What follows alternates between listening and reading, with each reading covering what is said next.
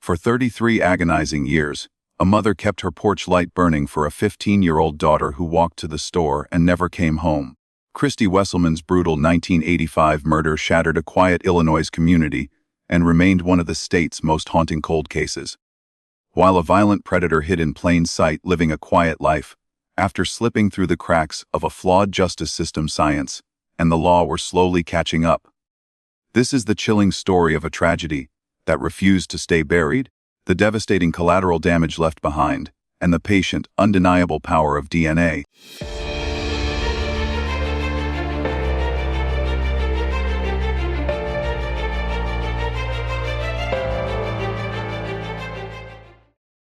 DuPage County, Illinois, in the summer of 1985, was the quintessential picture of American suburban tranquility. It was a place characterized by quiet, tree-lined streets, friendly neighbors who waved from their driveways, and a pervasive, unspoken sense of security. Crime was an abstract concept, a distant headline that happened elsewhere, not in the peaceful enclave of Glen Ellen. In the heart of this safe environment lived Kristy Wesselman, a vibrant, spirited, and exceptionally gifted 15-year-old girl. She was the youngest daughter of a loving family, a sophomore class president at Glenbard South High School, and a young woman whose life trajectory pointed straight toward a bright, significant future.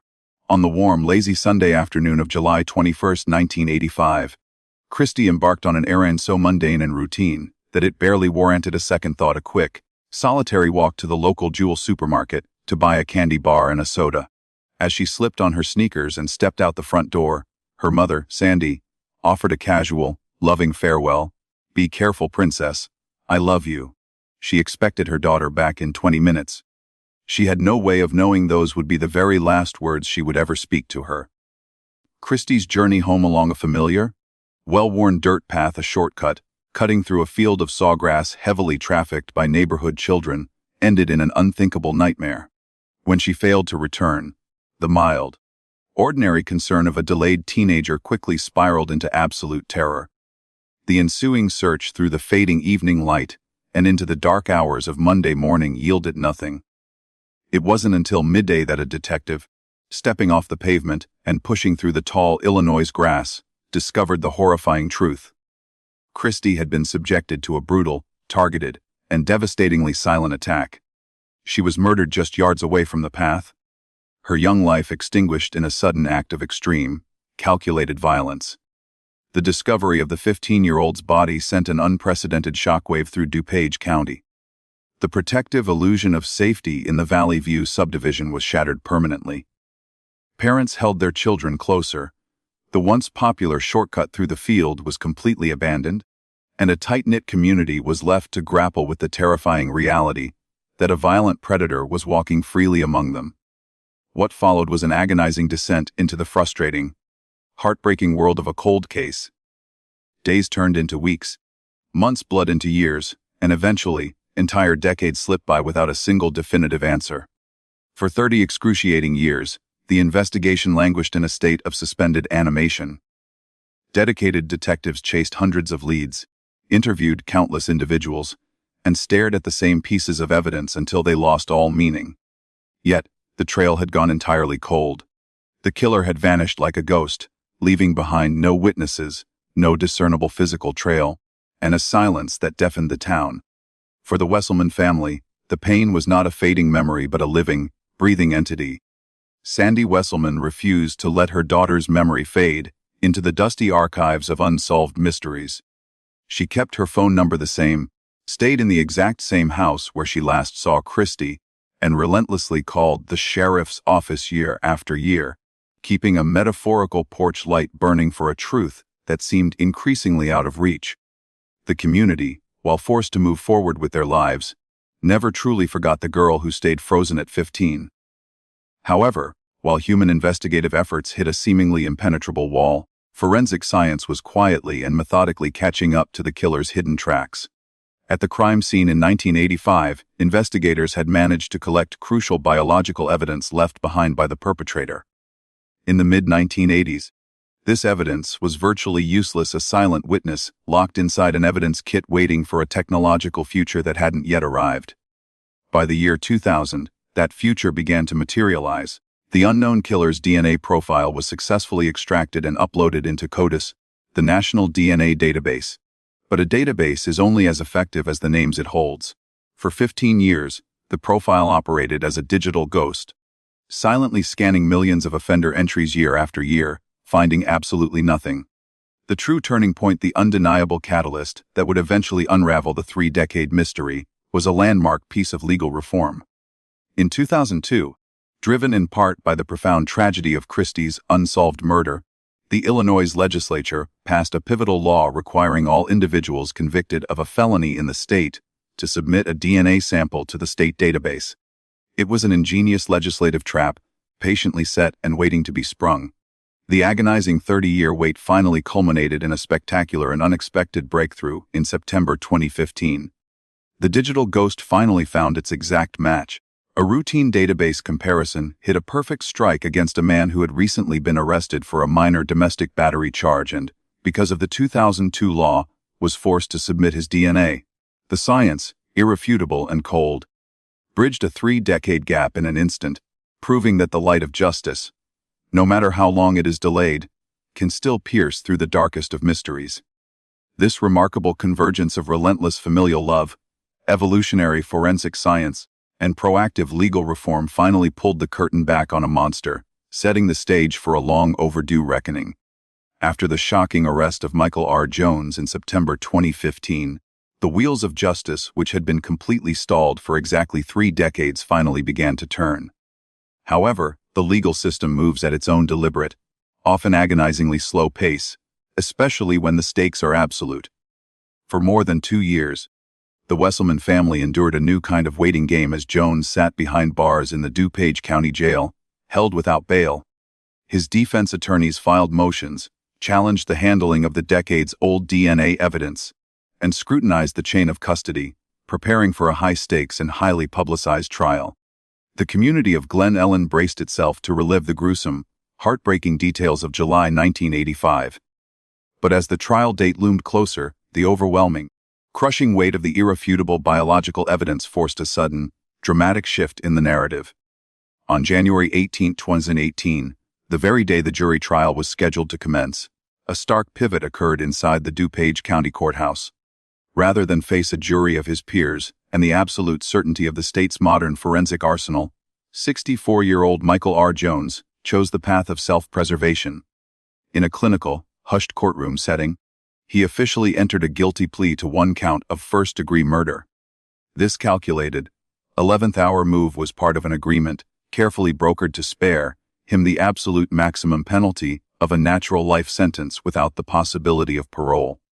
For the prosecution, accepting the plea meant guaranteeing a conviction and sparing the Wesselman family the visceral trauma of a prolonged, public trial where their daughter's final moments would be dissected on the stand.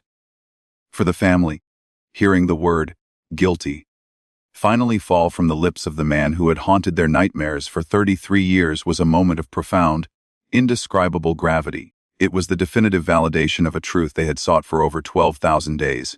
5 days later, on January 23, 2018, the Wesselman family, friends, former classmates, and the original detectives gathered in a Wheaton courtroom for the final sentencing hearing. Judge George Bacallis presided over the proceedings, tasked with legally addressing a violent wound that had festered in the community for a generation. Looking down at the defendant, Judge Bacallis delivered a crushing, unequivocal sentence: 80 years in the Illinois Department of Corrections. Under the stipulations of the sentence, Jones would not be eligible for parole until the year 2055. At the age of 64, the arithmetic of the ruling was absolute and unyielding. The judge noted that based on his conduct, the defendant had earned each and every day of his sentence. It was a de facto life sentence, an absolute guarantee that Michael R. Jones would draw his final breath surrounded by the concrete and steel of a prison cell. He would be over 140 years old before he could even legally request to walk free. Yet, throughout the entirety of the judicial proceedings, Jones presented a chilling, infuriating portrait of a predatory sociopath. Sitting at the defense table, he remained utterly impassive and stone-faced. He offered no explanation for his monstrous actions on that summer afternoon. He provided no context, no sudden revelation of conscience, And most agonizingly, not a single syllable of remorse or apology. He refused to look at the family he had decimated. His silence was a final, cowardly act of defiance from a man who had spent 3 decades living a quiet, unremarkable life in Champaign, Illinois, while a mother wept endlessly for her murdered child. The true emotional epicenter of the sentencing, however, belonged entirely to Kristy Wesselman. Now 78 years old, she had transformed over the decades from a panicked mother, searching the darkening streets of her neighborhood, into a fierce, unyielding guardian of her daughter's memory. Gripping a framed photograph of Kristy forever frozen with the bright, hopeful smile of a 15-year-old girl, Kristy approached the podium to deliver her victim impact statement. For 11 agonizing and powerful minutes, the courtroom sat in absolute, breathless silence as a mother finally confronted the monster who broke her family. Kristy did not speak in abstract legal terminology. She spoke of the visceral, compounding theft of time. She poignantly described Kristy's life, not merely as a tragic ending, but as an unfinished book. It was a devastating metaphor that captured the pure essence of what Michael Jones had truly stolen. He had not merely taken a life on a Sunday afternoon, he had erased an entire universe of possibilities. We were denied our right to see what the final results of her journey would have been. Kristy stated, her voice trembling with the immense weight of 33 years of accumulated grief. She articulated the profound emptiness of the milestones that never came to pass. While Kristy's peers had graduated high school, gone to college, built careers, stood at altars, and started families of their own, the Wesselman family was forced to navigate those same decades with an irreplaceable void at their center. Kristy spoke of the weddings Kristy never attended, the nieces and nephews she never had the joy of knowing and holding, the career she never got to build, and the simple, everyday joys of adulthood that were brutally severed in the sawgrass. What she would have become will forever be an unfinished book. Kristy reiterated, ensuring that the judge, the public, and the silent man sitting at the defense table understood the exponential, generational magnitude of the loss. Her statement was a masterclass in resilient love. It stripped away the sterile environment of the justice system and forced everyone present to confront the raw human cost of the cold case. While the 80-year sentence could not write the missing chapters of Kristy's life, nor could it rewind the clock to a peaceful July afternoon in 1985, it finally closed the agonizing chapter of uncertainty. As the gavel fell and Michael Jones was led away in shackles to be buried by time, Kristy Wesselman walked out of the courthouse, carrying the same photograph, knowing that the man who tore out the pages of her daughter's life would never have the opportunity to destroy another. The porch light could finally be turned off. The truth had come home, and the killer was locked away forever. For 3 uninterrupted decades, the killer of 15-year-old Kristy Wesselman existed only as a phantom, a monstrous, faceless entity defined entirely by the unimaginable violence he left behind in a Glen Ellen field. To the DuPage County investigators who inherited the crushing weight of the cold case, he was nothing more than a sterile profile of biological markers locked in an evidence vault. He had never been named as a suspect. He had never been interviewed. He had never appeared on any neighbor's radar, nor had he been caught in the sweeping net of early forensic profiling. He was, by all accounts, completely and perfectly invisible. He was living quietly in Champaign, Illinois, a city roughly 150 miles south of the crime scene, blending seamlessly into the fabric of ordinary society. As he reached his early 60s, Michael R. Jones had every reason to believe he had committed the perfect crime. He had successfully outrun his past, outsmarted the initial investigation, and watched as the world moved on without Kristy in it. But while Jones was busy living his unremarkable life, the invisible architecture of the criminal justice system had been radically shifting beneath his feet. The catalyst for his spectacular downfall arrived not through a dramatic, cinematic police raid or a brilliant deductive breakthrough by a seasoned detective, but through a terrifyingly mundane misstep. It was July 2015. Michael Jones, now a 62-year-old man, found himself arrested in Champaign County for an incident of aggravated domestic battery. By all conventional metrics, it was a minor, localized legal matter, the kind of low-level offense that clogs municipal courthouses every day and rarely commands a second glance. He pleaded guilty and was swiftly sentenced to a year of probation. He likely assumed he would simply pay his fines, attend his check-ins, and walk away scot-free, his darkest secret still securely buried. However, Jones was entirely oblivious to the lethal legislative trap that had been waiting for him. In 2002, driven by the profound tragedy of Kristy Wesselman's unsolved murder and the tireless advocacy of former DuPage County State's Attorney Joe Burkett, the state of Illinois passed a monumental law. This statute mandated that any individual convicted of a felony must submit a biological sample to the state's DNA database. It was a net woven specifically to catch predators who had slipped through the cracks of earlier eras. Because of his domestic battery conviction, the law required Jones to sit in a sterile room and allow a technician to swab the inside of his cheek. He complied without resistance, completely unaware that he had just handed the state the very key to his own destruction. He surrendered the one thing he could never disguise, alter, or lie about: his biology. The swab was sealed, processed, and quietly uploaded into CODIS, the National Combined DNA Index System. For several weeks, the sample wove its way through the vast digital labyrinth of the database, comparing its markers against millions of others. Then came the morning of September 10, 2015. Inside the DuPage County Crime Laboratory, a computer system generated a notification that would alter the course of history for an entire community. The system flagged a match. The DNA profile freshly uploaded from the 62-year-old probationer in Champaign aligned with devastating, mathematical perfection to the biological evidence meticulously preserved from Kristy Wesselman's autopsy kit in 1985.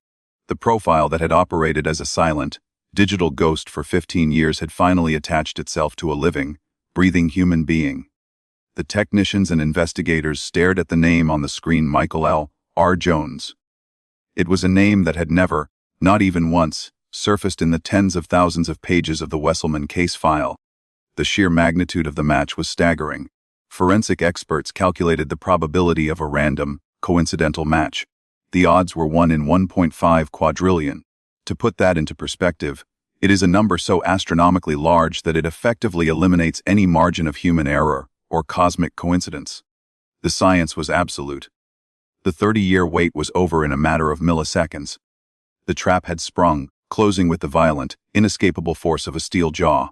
Armed with irrefutable proof, investigators moved with swift, silent precision. On September 21, 2015, authorities descended upon Champaign and apprehended Michael Jones, transporting him directly to the DuPage County Jail. He was held without bail, the suddenness of his capture stripping away the comfortable illusion of safety he had harbored for 30 years. When seasoned detectives finally sat across from him in the stark, fluorescently lit interrogation room, they were looking at the face of a man who had stolen a child's future. They did not play games. They slid a photograph across the metal table, a picture of Kristy Wesselman, frozen forever at 15, vibrant and full of life. They watched his eyes closely, waiting for a flicker of recognition, a sign of panic, or the sudden, crushing weight of a guilty conscience. Instead, they witnessed the chilling, bottomless sociopathy of a true predator. Looking directly at the photograph of the young girl he had brutally assaulted and murdered in the Sawgrass 3 decades prior, Michael Jones did not blink. He did not waver. His expression remained a flat, practiced mask of total indifference. With a terrifyingly calm and even voice, he looked the detectives in the eye and delivered a lie so profound it seemed to suck the air out of the room. "As God is my witness, I've never seen her before." It was a masterclass in deception from a man who had spent his entire adult life rehearsing his innocence. But it did not matter anymore. He could invoke a higher power, he could swear on his life, and he could maintain his icy facade, but he could no longer argue with the fundamental building blocks of his own body. The DNA did not negotiate, and it did not care about his lies. The ghost had a name, the monster had a face, and the long, agonizing era of silence had finally come to an end. If you found this deep dive into the forensic triumphs and heartbreaking realities of the Kristy Wesselman case compelling, please consider subscribing to our channel newsletter. We are dedicated to exploring the darkest corners of cold cases, honoring the memories of the victims, and shining a light on the relentless pursuit of justice. Hit the subscribe button below. Leave a comment with your thoughts on how the justice system handles early parole for violent offenders, and turn on notifications so you never miss our upcoming investigations into the cases that changed forensic history. After the irrefutable DNA match shattered Michael R. Jones's facade of innocence, investigators and the public were left grappling with a horrifying reality. The true terror of this case did not merely stem from the brutality of the 1985 murder in the Sawgrass, but from the deeply disturbing revelations buried within Jones's criminal dossier. When authorities finally pulled back the curtain on his life, they did not find a man who had made a single, tragic, impulsive mistake. Instead, they uncovered the chilling portrait of a chronic, calculating, and highly violent serial predator. Worse still, the historical record exposed a catastrophic and fatal failure of the American judicial system, a system that had possessed every conceivable opportunity to stop him, yet inexplicably chose to let him walk free. The timeline of Jones's predatory behavior began long before he ever crossed paths with Kristy Wesselman. In 1976, he targeted a woman named Judith Van Kirk, subjecting her to a terrifying assault. In a tragic foreshadowing of the justice system's inadequacy, this initial encounter with law enforcement did not result in a conviction that would take him off the streets. Van Kirk was left to carry the profound trauma of the attack without any legal acknowledgement or justice, while Jones learned a dangerous, enabling lesson: he could hunt, inflict immense pain, and slip through the cracks of the legal apparatus completely unscathed. This was not a deterrent, it was an emboldening experience for a man whose dark compulsions were only just beginning to crystallize. Exactly 1 year later, in 1977, Jones escalated his violence with a level of premeditation and brutality that permanently erased any doubts regarding his true nature. On the northwest side of Chicago, an 18-year-old woman named Jerry Mikal was simply riding her bicycle. Jones did not stumble upon her by accident, he hunted her. Demonstrating a terrifying tactical awareness, he weaponized his own vehicle, deliberately driving his car directly into her to knock her off balance and onto the hard pavement. Armed with a gun and utilizing the sheer force of terror, he abducted the injured teenager, dragging her into his residence. There, he subjected her to a series of heinous, protracted, unthinkable violations that would leave a permanent, devastating scar on her life. This was not a crime of passion or a momentary lapse in judgment.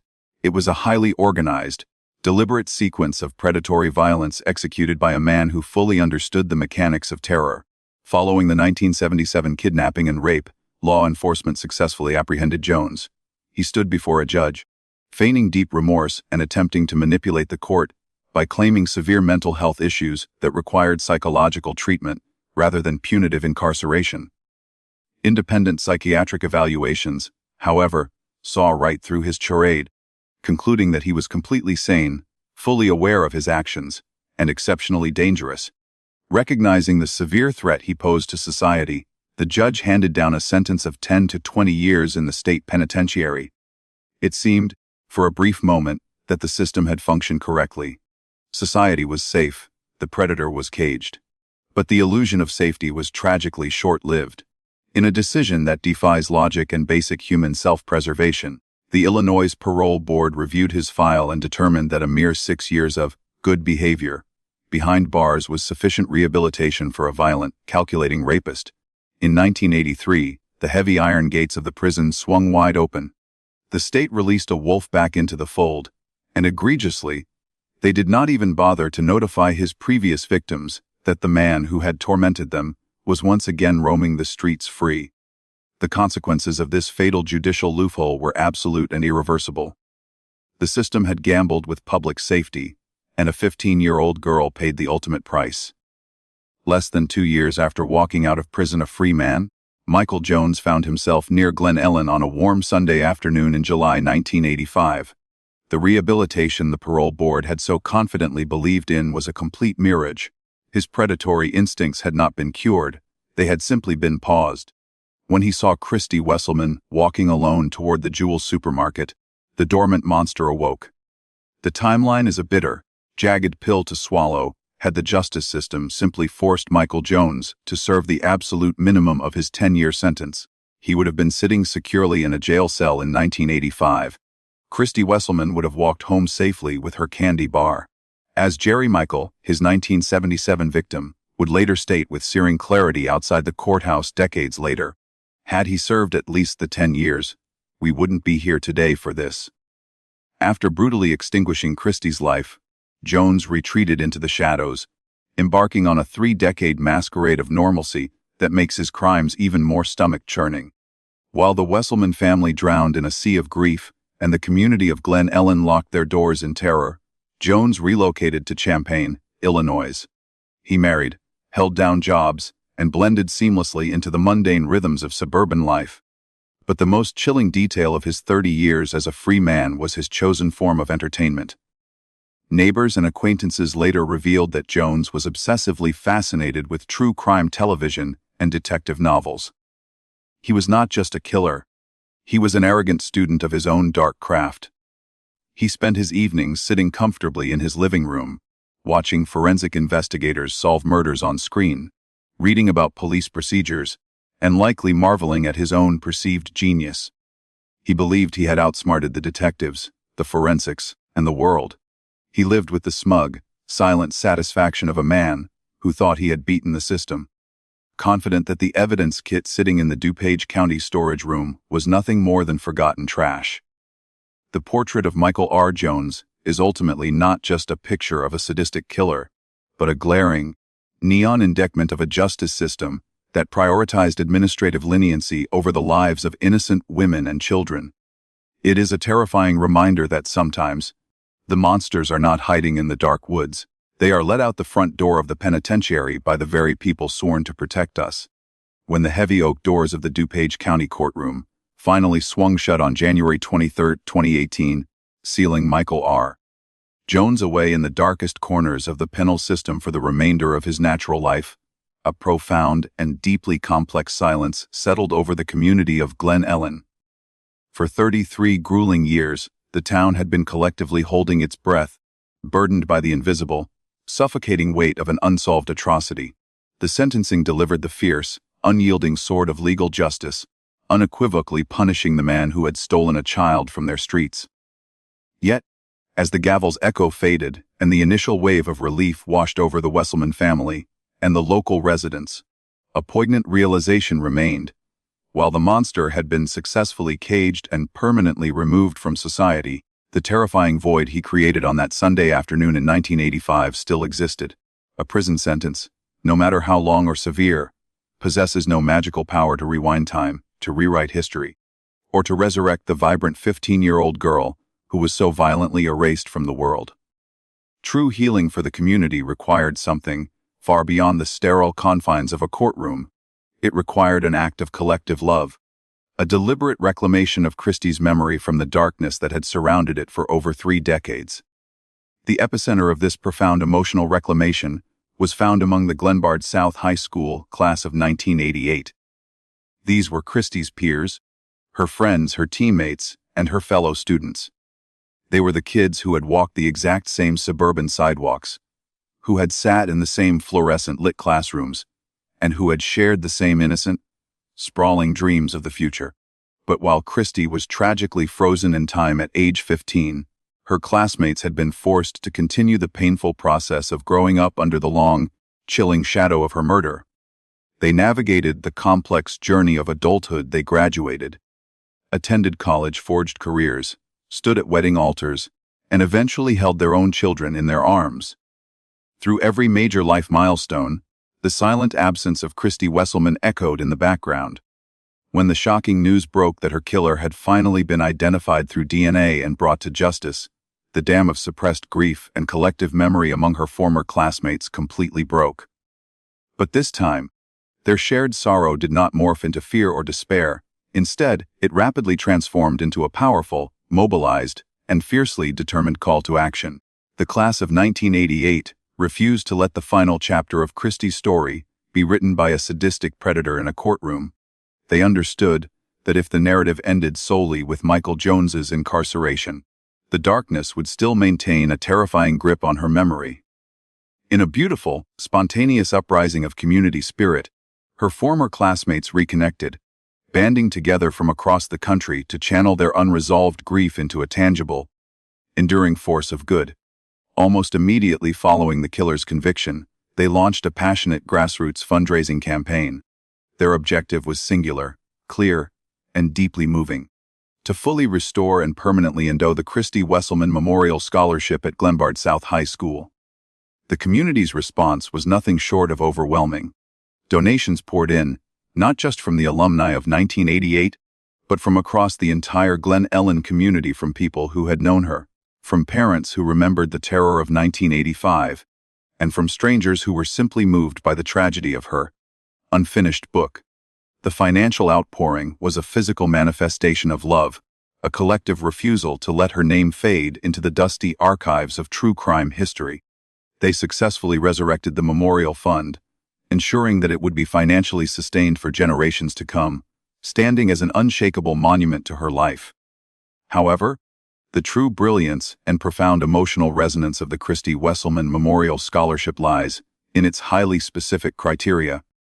The funds are not merely handed out to the student with the highest grade point average or the most athletic achievements. Instead, the scholarship is awarded annually to the student who steps up to serve as the freshman class president. This was a deliberate, incredibly poignant choice by her classmates. Before she walked down that fatal path in the sawgrass, Kristy Wesselman was exactly that: a vibrant, charismatic, and fiercely intelligent 15-year-old who had just been elected by her peers to lead her class. She was a natural-born leader, a girl whom others gravitated toward because of her infectious enthusiasm, her innate kindness, and her undeniable potential. By explicitly tying the scholarship to the office of the freshman class president, her peers ensured that Kristy's specific brand of teenage leadership and bright-eyed optimism would be continually resurrected year after year. Every single autumn, when a new, nervous, and hopeful 15-year-old student at Glenbard South steps into that leadership role, they do not just take on a title, they inherit a sacred torch. They are introduced to Kristy's story, not as a victim of a gruesome crime, but as a predecessor, a role model, whose spirit of service and ambition is being passed directly into their hands. The scholarship provides financial support for their future, yes, but more importantly, it provides a spiritual and historical tether to a girl whose own future was stolen. It guarantees that as long as the high school stands, Kristy's name will be spoken in the hallways, not in hushed, terrified whispers of a cold case, but in loud, proud announcements of student achievement and leadership. The ultimate, resounding message of this community action is one of absolute defiance against the nature of evil. Michael R. Jones was an agent of destruction. He operated under the arrogant, sociopathic delusion that he could play God, that he could violently snatch a human being out of existence, discard her in a field, and successfully erase her from the tapestry of the world. For 30 years, as he watched true crime shows and lived in comfortable obscurity, he likely believed he had won. But he was spectacularly wrong. He managed to steal Kristy Wesselman's physical presence, her breath, and her unwritten future. But he utterly failed to touch her essence. He could not erase her radiant spirit. He could not destroy the fierce, protective love of her mother, who kept the lighthouse burning for 3 decades. He could not extinguish the loyalty of her classmates, who carried her memory in their hearts until they could finally build a monument in her honor. And most importantly, he could not kill her legacy. Today, Michael Jones is nothing more than an inmate number, a forgotten man rotting in a sterile cell, completely stripped of his freedom, his name synonymous only with cowardice and decay. Meanwhile, Kristy Wesselman's name is permanently etched in bronze and spoken with reverence. She continues to lead, to inspire, and to pave the way for a new generation of young leaders. The killer took her life, but the community ensured that her light, her leadership, her enthusiasm, and her beautiful, unfinished story would outlast his darkness forever. To truly understand the profound magnitude of the justice achieved in 2018, one must first rewind the clock and return to the idyllic setting where the nightmare began. In the mid-1980s, the Valley View subdivision of Glen Ellen, Illinois, was the absolute epitome of the American suburban dream. Nestled in the affluent heart of DuPage County, just west of Chicago, it was a community purposely sought out by families looking for safety, stability, and a quiet place to raise their children. Tree-lined streets, meticulously manicured lawns, and neighbors who knew each other by name defined the local culture. It was an era and a place where children rode their bicycles without helmets. Front doors were frequently left unlocked during the day, and kids stayed out playing until the flickering amber glow of the streetlights signaled it was time to come home for dinner. DuPage County boasted one of the lowest violent crime rates in the entire state of Illinois. The most pressing issues for local law enforcement were usually petty thefts, a broken window, or a stolen bicycle. There was absolutely no precedent for the darkness that was about to descend upon the Wesselman family. In this perfectly manicured setting, there was no logical reason to be afraid of a warm Sunday afternoon walk. At the very center of this peaceful, sunlit world was Kristy Wesselman, a girl who, even at the tender age of 15, was already leaving an indelible, radiant mark on everyone she met. Born on April 19, 1970, she was the youngest daughter of Sandy and Bob Wesselman, the bright, beating heart of a bustling household that included her brothers Bill and Greg, and her older sister Susan. Kristy was not just navigating the awkward, turbulent waters of early adolescence, she was confidently conquering them. As a student at Glenbard South High School, she was a remarkable force of nature. While most freshmen were merely trying to figure out their locker combinations and desperately trying to fit in with the crowd, Kristy was running for class president and winning. She wasn't elected simply because she was popular, although her infectious smile, effortless charisma, and genuine kindness made her universally liked. She won because she possessed an innate, quiet authority and a deep sense of empathy. Teachers relied on her maturity, and younger students looked up to her for guidance. She was a multi-sport athlete, fierce and competitive on both the volleyball court and the basketball hardwood, yet she was also a quiet, introspective reader who loved losing herself in the pages of a good book.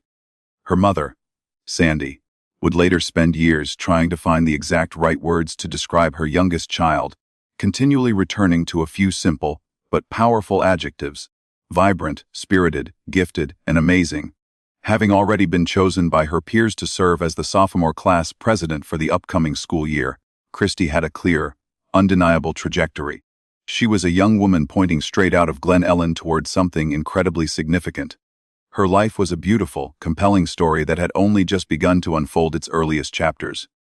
July 21, 1985, was a Sunday that began with the slow, comfortable, and lazy rhythm typical of midsummer in the Midwest. There were no urgent plans, no pressing schedules to adhere to, and nowhere to be. Sandy and Kristy had decided to spend the afternoon indoors, escaping the oppressive July humidity to watch classic movies together in the living room. It was a simple, perfect bonding moment between a mother and her teenage daughter. But as the afternoon stretched on, a sudden, ordinary craving for a sweet treat altered the course of history forever. Kristy decided she wanted a candy bar and a cold soda. The local Jewel supermarket was situated just a short, convenient distance away. To get there quickly, the residents of Valley View routinely utilized a highly familiar shortcut, a narrow, well-worn dirt trail that cut directly through a large, overgrown field of tall Illinois sawgrass. This path connected the quiet residential subdivision to the busy corner of Butterfield Road and Route 53. The dirt had been flattened solid by years of bicycle tires and the daily foot traffic of neighborhood kids. It was a route so commonly used, so thoroughly routine, that no one gave it a second thought. It was an errand, not a risk. Kristy slipped on her sneakers, grabbed a few dollars, and casually told her mother she would be right back. As the teenager reached the front door, Sandy watched her go. In a fleeting, everyday exchange that would eventually carry the crushing, permanent weight of a final goodbye, Sandy called out to her youngest daughter. She uttered 4 simple, loving words. "Be careful, princess. I love you." Kristy stepped out into the warm July air, the heavy front door clicking shut behind her. She walked the familiar path, entered the bustling Jewel supermarket, and went about her quick errand. The store hummed with the usual Sunday grocery run ambience, shopping carts rattling, registers beeping. Kristy stood in line, purchased her candy bar and a can of soda, and headed back out into the heat. The checkout clerk, who recognized her from dozens of previous visits, watched her leave and thought absolutely nothing of it. Grainy surveillance footage from the store captured her exit, a blurry, washed-out image of a 15-year-old girl simply heading home. 20 minutes passed. Back at the house, Sandy Wesselman wasn't immediately concerned. It was a beautiful summer afternoon. Kristy had likely bumped into a friend from school, stopped to pet a neighbor's dog, or paused to chat. Summer hours had a way of stretching lazily. But as 20 minutes turned into an hour, and the golden afternoon light pouring through the windows began to shift into the amber and dark orange hues of dusk, a cold, unsettling knot began to form in Sandy's stomach. The neighborhood was getting noticeably quieter. The streetlights flickered to life, casting long shadows across the driveways. And her daughter was still not home. Sandy turned on the porch light. She picked up the heavy, corded telephone and began dialing the numbers of Kristy's friends. Her voice tight with a creeping dread, asking the same desperate questions over and over. Have you seen her? Is she with you? Did she stop by? Every answer on the other end of the line was a chilling, uniform negative. No one had seen her. Panic, raw and suffocating, rapidly took over the household. The Wesselman family mobilized into the night, driving their cars slowly through the darkening streets with the windows rolled down, calling Kristy's name into the humid, silent air. They knocked on neighbors' doors, scoured the nearby streets, and checked every possible location a teenager might have lingered. The night grew deeper, the familiar silence of the suburbs suddenly becoming sinister and oppressive. Finally, at 1:50 in the morning, with every logical explanation exhausted, every friend contacted, and their worst, unspoken fears rapidly materializing in the dark, Sandy Wesselman picked up the phone one last time and dialed the DuPage County Police. As patrol cars arrived, their red and blue lights slicing through the quiet neighborhood, and officers began sweeping the streets and the edges of the fields with heavy flashlights, a frantic, horrifying search officially commenced. The nightmare had begun, and the perfect illusion of Glen Ellen was about to be shattered forever. If you are captivated by these deep dives into the meticulous details of historical true crime cases and the resilient pursuit of justice, please join our community. Subscribe to our channel newsletter below, leave a comment sharing your thoughts on the tragic twists of the Kristy Wesselman story, and turn on notifications so you never miss an update as we continue to explore the cases that shaped modern forensic history. The grueling, frantic overnight search for Kristy Wesselman yielded absolutely nothing but shadows and mounting dread. As the sun crested the horizon on the morning of Monday, July 26, 1985, the golden light of dawn illuminated the suburban landscape, burning the dew off the tall Illinois sawgrass. A fresh shift of exhausted but determined law enforcement officers took over the investigation. They methodically fanned out, sweeping the streets, checking parking lots, and knocking on doors, following every logical protocol of a standard missing persons case. However, as the morning stretched toward midday, one detective made a quiet, intuitive decision that would forever alter the course of the investigation. Reasoning that a local teenager walking home from the Jewel supermarket would almost certainly take the most direct route, he decided to walk the neighborhood shortcut himself. He stepped off the pavement and onto the narrow dirt path worn flat by years of bicycle tires and children's sneakers. The July heat was already oppressive, pressing heavily down on the dense thicket of weeds and goldenrod. The ambient hum of insects and the distant rumble of traffic from Butterfield Road were the only sounds accompanying his deliberate footsteps. About halfway down the path, something subtle caught the detective's highly trained eye. A few yards off the left side of the narrow trail, the tall, dense sawgrass appeared unnaturally disturbed. It was pushed down and matted in a way that had absolutely nothing to do with the wind or the natural growth patterns of the brush.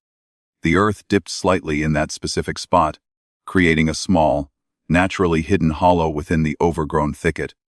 It was an almost invisible depression, completely concealed from the path, unless an observer was standing at the exact right angle. Pushing his way through the dry stalks, his boots snapping the undergrowth, the detective stepped into the hollow, and the world suddenly went agonizingly silent. There, hidden from the innocent suburban world just yards away, the desperate search came to a devastating conclusion. Lying in the flattened grass was the partially unclothed body of 15-year-old Kristy Wesselman. The detective did not need to check for a pulse, nor did he call out her name. He simply reached for his police radio with a shaking hand and called for the crime scene tape. It was 11:15 in the morning, and the Valley View subdivision would never be the same. As forensics teams descended upon the hollow, the true, terrifying nature of the crime began to materialize, and the most unnerving aspect was not just the horrific violence, but the absolute, chilling silence in which it was executed. The crime scene analysis indicated that the perpetrator had acted with a terrifying level of predatory precision. This was not a chaotic, impulsive crime of opportunity, it was a calculated, lightning-fast ambush. The attacker either followed Kristy from the store, waiting for the exact moment she entered the visual cover of the brush, or he was already lurking in the thicket, waiting to strike the instant she walked past. Whatever his method, he moved with a swift, overpowering force that completely neutralized his victim before she could even process the danger. The most haunting testament to this speed and control was the proximity of witnesses, who heard absolutely nothing.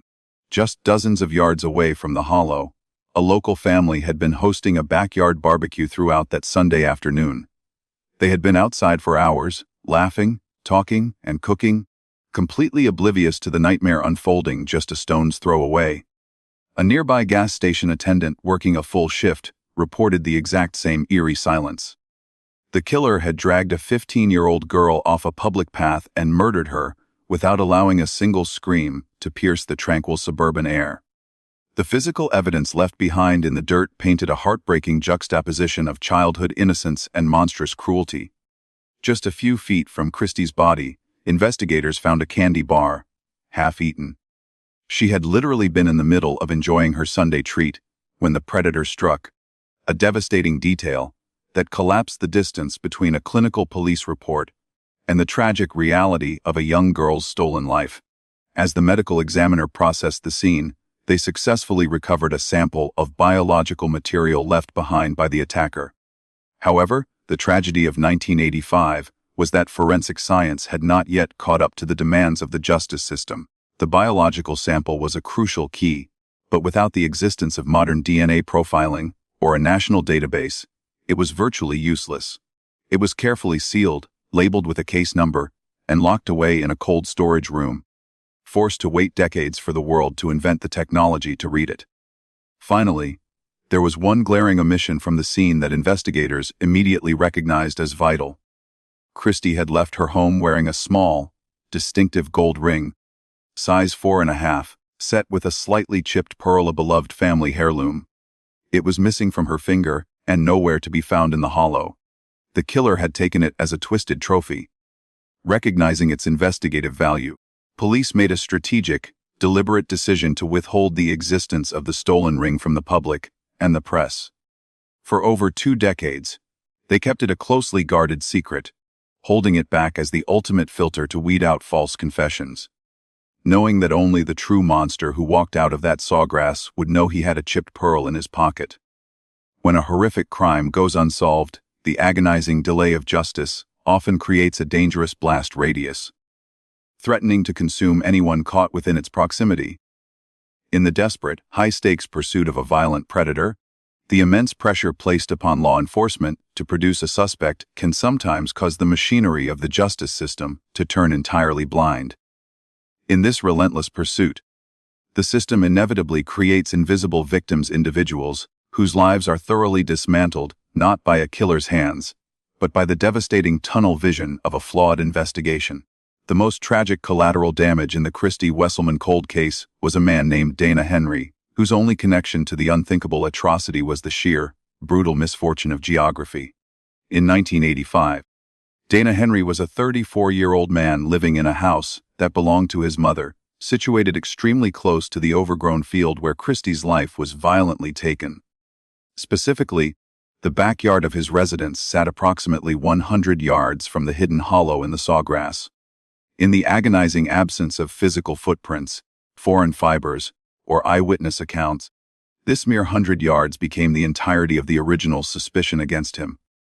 There was no timeline putting him on the dirt path that afternoon, no motive, and absolutely no behavioral history to suggest he was capable of such predatory violence.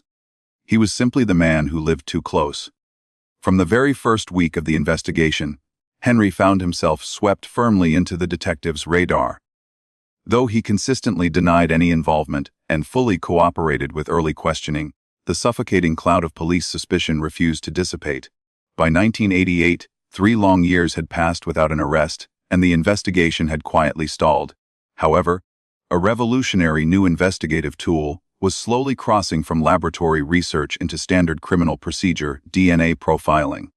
Detectives began revisiting their initial list of persons of interest, asking each individual for a voluntary biological sample, blood or saliva, to either definitively link them to the crime scene evidence or clear their names entirely. One by one, the men on that list agreed, were scientifically eliminated, and went home. But when detectives knocked on Dana Henry's door and requested a sample, he made a fateful decision. He said no. For the detectives, a refusal to cooperate in a child murder investigation felt tantamount to a vocal confession. But for Henry, it was a fundamental matter of constitutional principle and civil liberties. He deeply believed that in America, an innocent man should not be coerced into surrendering his bodily autonomy to a justice system that had already prejudged him, simply to prove he was not a monster. He drew a firm line in the sand regarding his personal privacy, but that line ultimately cost him everything he had. Law enforcement swiftly sought and obtained a court order. Henry appeared at the hearing, sat in the courtroom, and stated exactly what he had maintained since 1985. He was completely innocent and had never even met Kristy Wesselman.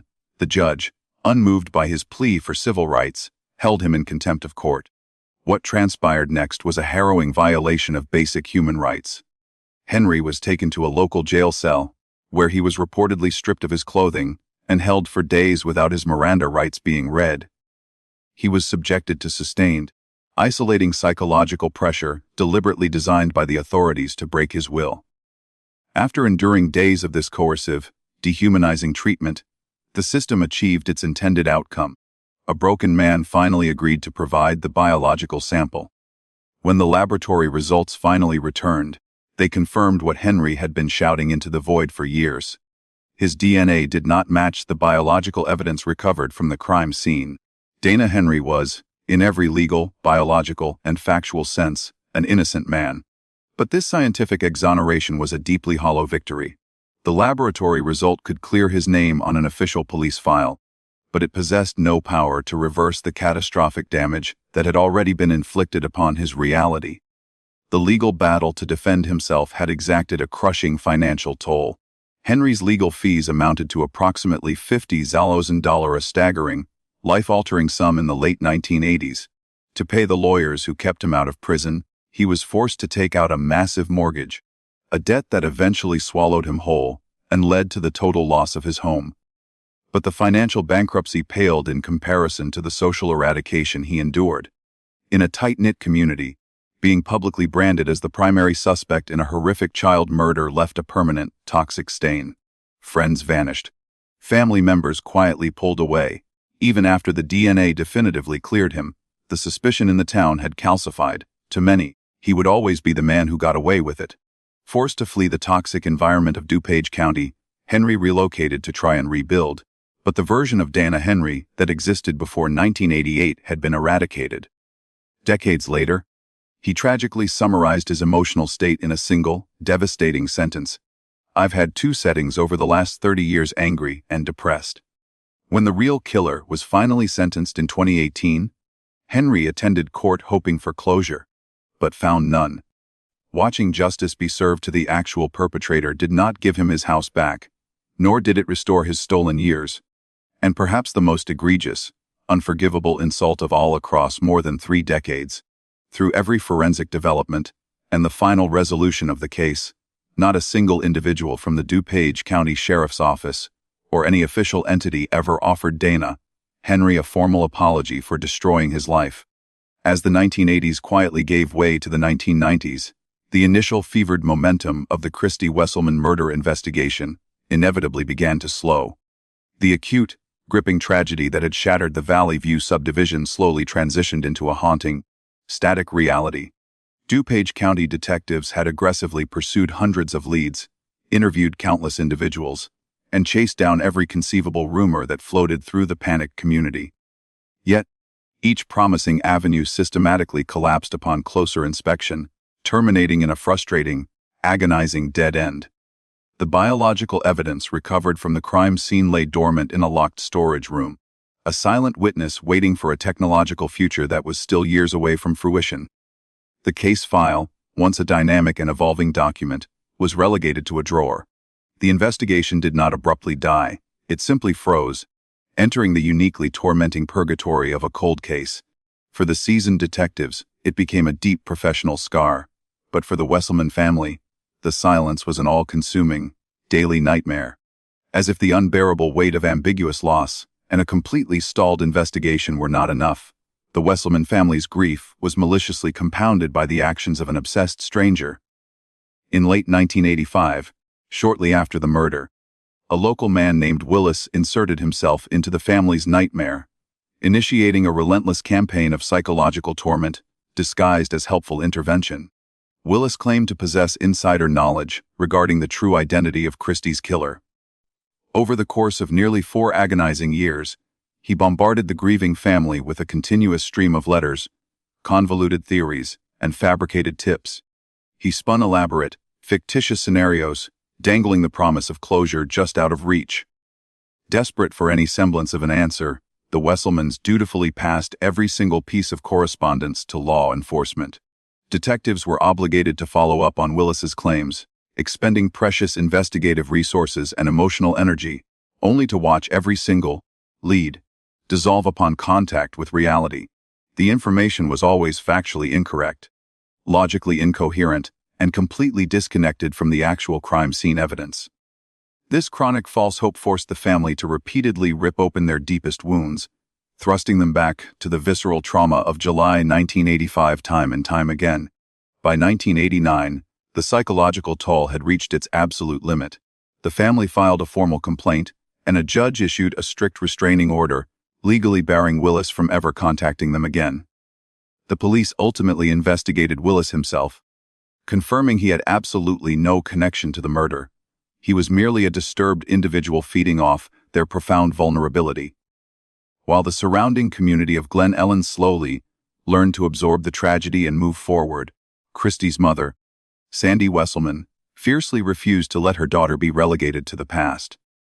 The world outside her window kept turning. Kristy's classmates graduated, went to college, got married, and started families of their own, but Sandy remained anchored in time, maintaining a vigilant, unyielding watch. She became the fierce keeper of an unextinguished light. To the casual observer, the Wesselman residence was just another house on a quiet suburban street. But to Sandy, it functioned as a lighthouse kept burning specifically for the truth. She deliberately kept the exact same home telephone number, ensuring that if the killer ever confessed, or if a guilt-ridden witness ever found the courage to finally come forward, the line would remain open and unchanged. She continued to live in the exact same house, sitting in the very rooms where she and Kristy had planned to watch old movies on that fateful Sunday afternoon. And she never, ever stopped calling the DuPage County Sheriff's Office. Month after month, year after year, Sandy would dial the familiar number and ask the detectives if there was anything new to report. The answer was invariably the same crushing negative, but she called anyway, knowing that stopping felt tantamount to a second, unacceptable loss.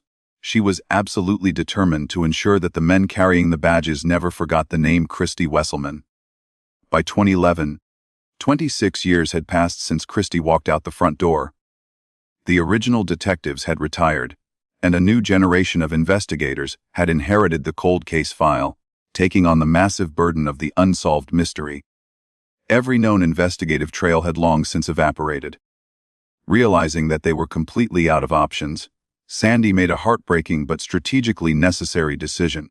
She stood before a room full of reporters at a press conference and officially released the final, closely guarded secret of the investigation: the Pearl Ring. For over 2.5 decades, police had deliberately concealed the fact that the killer had stolen Kristy's small, size 4.5 gold band set with a chipped pearl. It had been their ultimate filter, a piece of hold-back evidence intended to verify a true confession and weed out the false ones.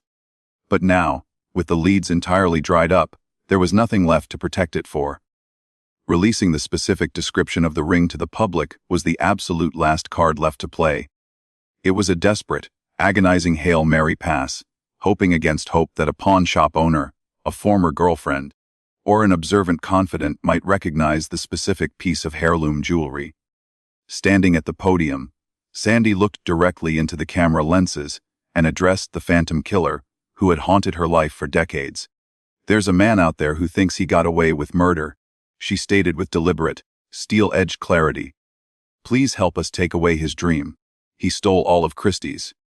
Despite the emotional public plea and an influx of a few dozen new tips, the pearl ring revelation yielded no immediate breakthroughs. Every new lead ultimately dissolved into nothingness. The terrible, suffocating silence returned to Glen Ellen once more, demanding another 4 grueling years of patience before the darkness would finally, permanently break. The ultimate resolution of Kristy Wesselman's tragic murder did not arrive via a sudden, tearful confession, nor did it stem from a brilliant, 11th-hour deduction by a seasoned homicide detective staring at a corkboard. Instead, the final, fatal blow to the killer's 30-year masquerade was delivered by a slow, methodical, and entirely invisible intersection of evolutionary forensic science and landmark legislative reform. For the first 15 years following the brutal 1985 attack, the biological evidence recovered from the crime scene in the Sawgrass was essentially a locked vault. Investigators possessed the physical key to the killer's identity, but the technology required to turn that key simply did not exist. However, as the new millennium dawned, the landscape of criminal investigation underwent a radical transformation. In the year 2000, forensic scientists at the DuPage County Crime Laboratory were finally able to successfully extract a complete, viable DNA profile from the meticulously preserved biological material in the evidence kit. This genetic fingerprint was immediately uploaded into the FBI's combined DNA index system, universally known as CODIS. But because the killer had managed to evade the authorities for so long, his name was not in the system. The genetic sequence was uploaded as an anonymous profile, a digital ghost, completely detached from a human face or a physical address. For years, this digital ghost tirelessly haunted the national database. Operating in complete silence, the computer algorithms continuously scanned the profile against millions of newly entered offender samples from across the country every single day. Yet, year after year, the system returned the exact same agonizing result: 0 matches. The case had transitioned into a uniquely frustrating type of cold case, one where law enforcement possessed the exact genetic blueprint of the monster, but remained entirely powerless to find him because he simply had not yet been compelled to enter the system. This agonizing technological bottleneck deeply frustrated those who carried the weight of Kristy's memory, particularly within the legal community. Among them was Joe Burkett, who served as the DuPage County State's attorney. Burkett had carried the Wesselman case as a profound professional wound and a deeply personal crusade for years. He acutely understood that the CODIS database was only as powerful as the legislation that populated it. If violent predators were not legally compelled to submit their DNA, the digital ghosts of unsolved murders would wander the database indefinitely, trapped in a state of perpetual limbo.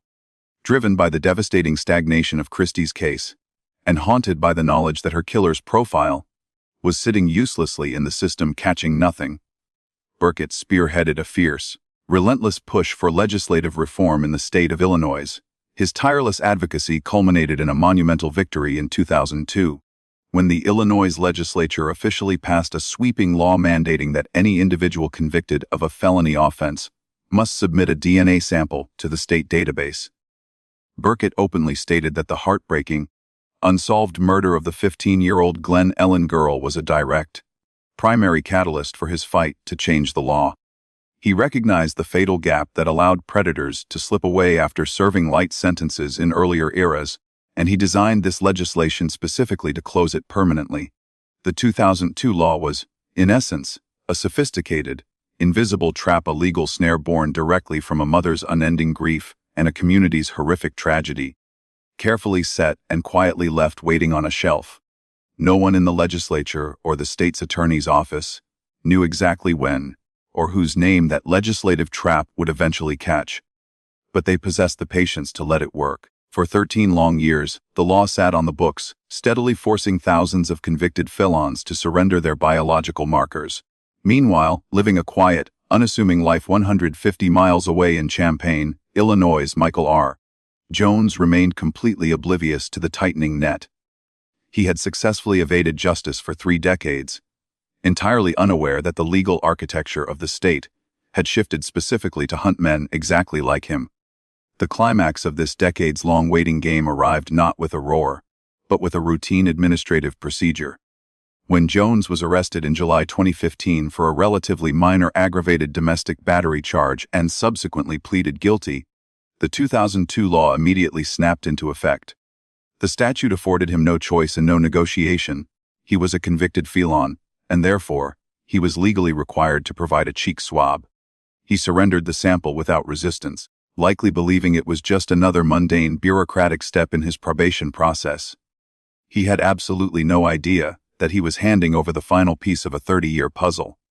When that swab was processed and entered into CODIS in September 2015, the digital ghost from the year 2000 finally collided with the legislative trap set in 2002. The system illuminated the match, perfectly aligning the anonymous 1985 crime scene evidence with the name Michael R. Jones. It was a breathtaking moment of historical intersection. The sheer patience of Kristy Wesselman, the steady, inevitable march of forensic science, and the proactive, tragedy-inspired foresight of the legal system all converged on a single point in time to drag a monster out of the shadows. The 2002 law successfully performed the exact task it was designed to execute, neutralizing the killer's 30-year head start in an instant. Ultimately, it was this brilliant synthesis of science and law that finally silenced the ghost, broke the agonizing darkness, and delivered the long-awaited, undeniable justice for Kristy Wesselman.